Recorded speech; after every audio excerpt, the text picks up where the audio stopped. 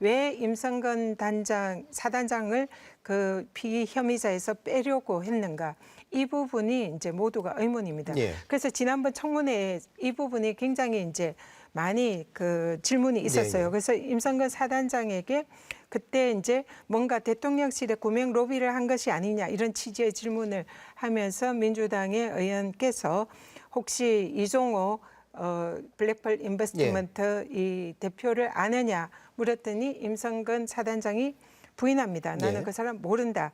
그리고 그 청문회 끝나고 난 뒤에 사실상 골프를 같이 치려고 했던 정황, 예. 실제로 카카오톡, 치지는 않았지만 그런 정황이 나타났고요. 그리고 최근의 녹취록에서 이종호 대표가 임성근 사단장에 대해서 성건이 뭐 이런 표현을 하면서 내가 성건이를 구하기 위해서 구명하기 위해서 VIP에게 전화하겠다. 예, 예. 이런 녹취록이 등장을 합니다. 그렇기 때문에 이 모든 것이 퍼즐이 맞습니다. 그러면 임성근 사단장이 왜 청문회에서 이종호 대표를 모른다고 했는지 이거는 위정이고 거짓말일 가능성이 예. 매우 높고요. 그리고 이종호 이 대표는 왜 VIP에게 이 구명을 하겠다는 예. 이런 전화를 했는지 그리고 이후에 녹취해 보면 내가 그때 개입하지 말았어야 됐는데 괜히 예. 사표 내지 말라고 그 해가지고 내가 이렇게 지금 뭐 고생한다 이런 예. 취지의 또 녹취가 있습니다. 그렇기 때문에 모든 것을 종합해 보면 이종호 대표가 VIP 또 그게 김건희 여사라고 또 본인이 예. 자인을 하잖아요. 이 과정이 매우 자연스럽습니다. 그리고 임성근이 이것을 듣기 위해서 사실상 모른다는 위정을 한 것이 예. 어느 정도 추정이 되고요. 그렇기 때문에 이런 부분이 지금 사실상 특검에 의해서 밝혀져야 할 그런 사안이고요. 예. 그래서 이종호 대표를 이번에 저희들이 청문회에서 증인으로 소환을 한 것이고요. 예. 여기에 와서 과연 VIP인 김건희 여사에게 그 구명 로비를 예. 했는지 했다면 왜 했는지 그리고 이것이 실제로 그 외압 수사 외압 이첩 보류와 연관이 있는지 예. 이 부분을 모든 국민이 의심을 하고 있습니다. 이종호 씨 관련해 가지고 뭐 수사 외압을 했냐 안 했냐 하고 관련이 과연 있는지는 실제로 공수처에서 지금 수사를 진행해야 될 부분입니다.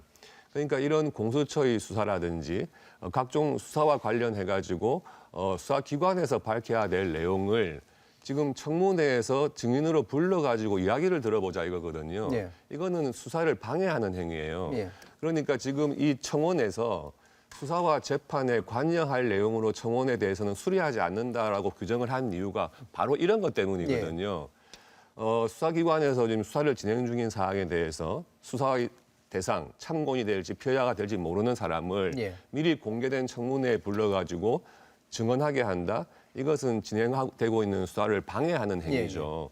그러니까 이것은 이 청원법에서 이런 청원을 못하도록 수리를 못하도록 한 단면적인 예를 보여주는 겁니다. 제가 해병대를 제대를 했습니다. 예. 그리고 또 제 아들이 해병대 또 이번 최해병과 같이 포항 1사단에 그 실제 근무를 했고 제가 또 최해병이 저의 정말 아들과 같고 그래서 제가 최해병 그 희생 있었을 때 제가 직접 조문을 갖고 또 발인까지 보고 온 사람입니다. 그리고 또 이 내막에 대해서 많은 뒷얘기를 또 들고 이번에 그럼에도 불구하고 이제 객관적으로 수사가 진행 중이기 때문에 우리 정치권에서는 이 건에 대해서 너무 정치적으로 이렇게 다룰 문제가 아니고 냉정하게 수사기관의 수사 상황을 좀 지켜보자 이겁니다. 예를 들면 경찰청에서도 이번에 객관적인 사실관계와 또 법리에 따라서 또 중간 수사 결과 발표했지 않습니까? 거기 내용 보시고 의혹이 있으면 더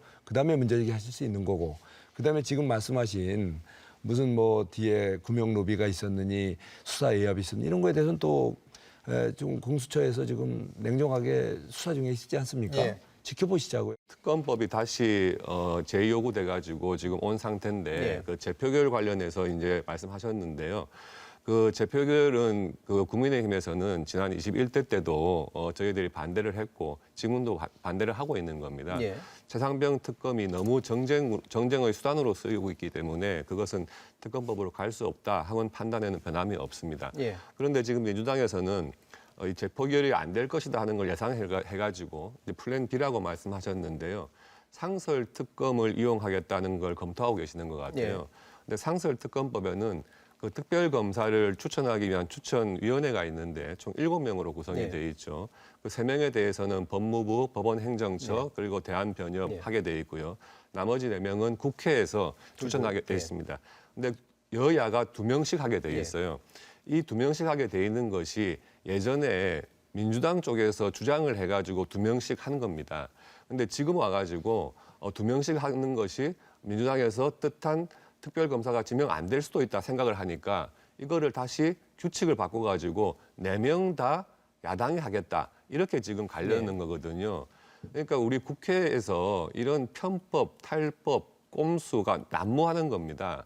국회 규칙을 갖다가 그렇게 민주당이 주장해가지고 정해놓고 이제 와서 다시 4명을 모두 야당에서 추천해가지고 특별검사를 민주당의 지시에 따르는 특별검사를 만들겠다 이런 취지거든요. 네. 이것은 정말 이 상설 특검의 취지하고도 맞지 않고 당시 입법됐을 때의 취지하고도 맞지 않는 그런 방식이라고 생각을 합니다. 저도 최고위원의 한 사람으로서 상설특검을 지도부가 검토한 적은 없고요. 예, 예. 공식적으로. 그리고 여러 의원님들의 아이디어 차원에서 의견 개진이 있는 것으로 알고 있습니다. 그렇기 때문에 저희는 해병대 특검법에 대해서 제2표결이 성사되기 위해서 총력을 다할 거고요. 예. 아마도 국민의힘에 이 나름 양심 있는 의원님들이 계시다고 제가 믿고 싶기 때문에 어찌됐건 저는 8분이 충분히 찬성표를 던질 만한 요인은 있다라고 보고 아마 19일과 26일 청문회를 통해서 이 많은 국민들이 관심을 갖고 또 이 정말 규탄하는 마음이 더 생긴다면 국민의힘에서 정말 이 해병대 출신의 우리 송석준 의원님 같은 경우도 진실 규명 하고 싶지 않습니까? 정말 후배의 사망 사건에 대해서 너무나 분노하시잖아요. 그렇기 때문에 저는 뭐 송석준 의원님 같은 분들이 충분히 찬성표 던질 수 있다고 생각합니다.